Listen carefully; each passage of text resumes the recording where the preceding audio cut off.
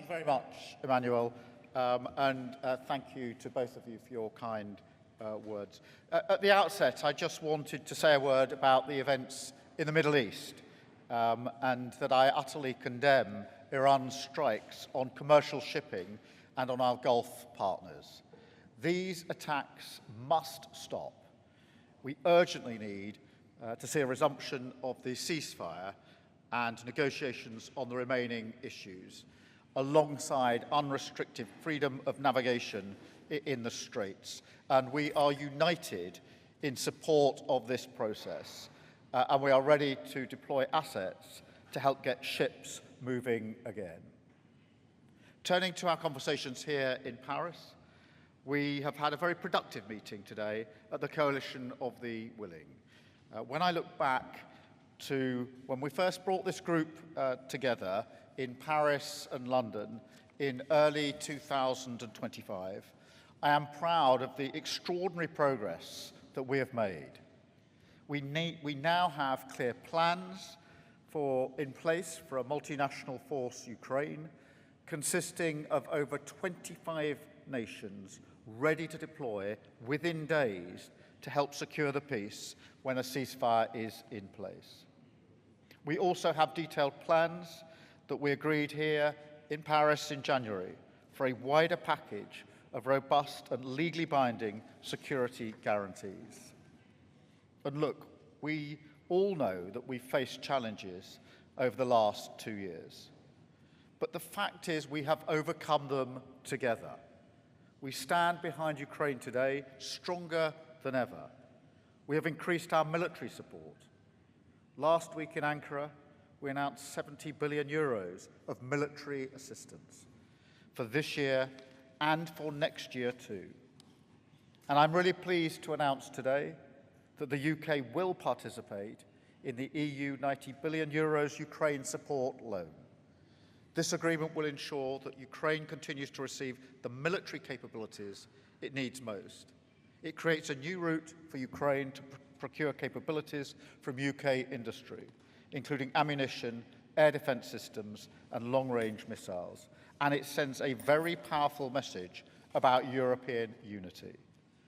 Because look, in recent weeks, the narrative has changed. We're seeing real momentum in Ukraine. All credit to Vladimir and his people.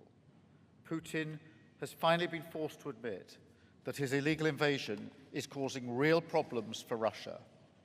And I hope that will bring us closer to serious negotiations. But still, in the meantime, the killing goes on. We've just passed a grim milestone. There were more Ukrainian civilians casualties last month than at any time since Russia's ground offensive in April 2022. So we must double down.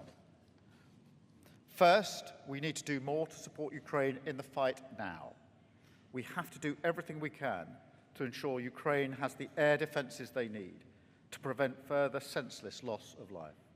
And that includes speeding up production of air defence, gifting more from our stocks, and supporting Ukrainian innovation. Second, we must continue to ramp up pressure on Russia, including with going further on sanctions. And today, together with the EU, we've introduced our first joint cyber sanction package targeting Russian state actors and criminal networks that are responsible for malicious cyber activities.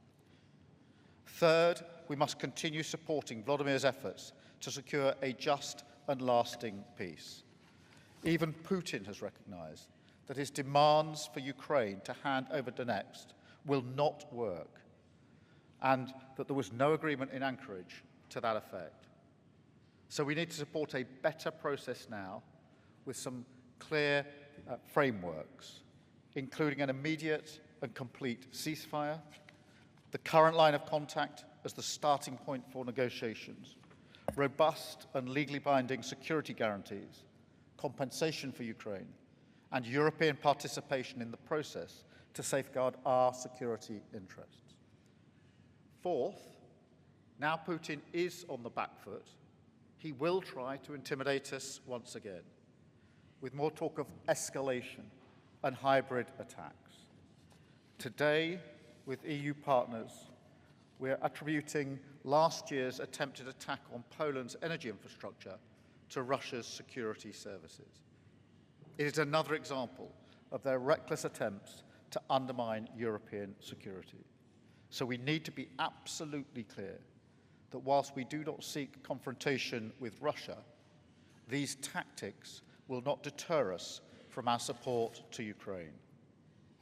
And as you know, this was my last meeting of the Coalition of the Willing. So finally, I took the opportunity today to say thank you to all our partners with whom I've proudly stood shoulder to shoulder in support of Ukraine. I know that under my successor, the UK's commitment will remain as strong as ever. We will not waver. Ukraine is the defining cause of our times. But history will record that we rose to this moment. And I have no doubt that ultimately we will help secure the peace that Volodymyr and his people so justly deserve. Thank you.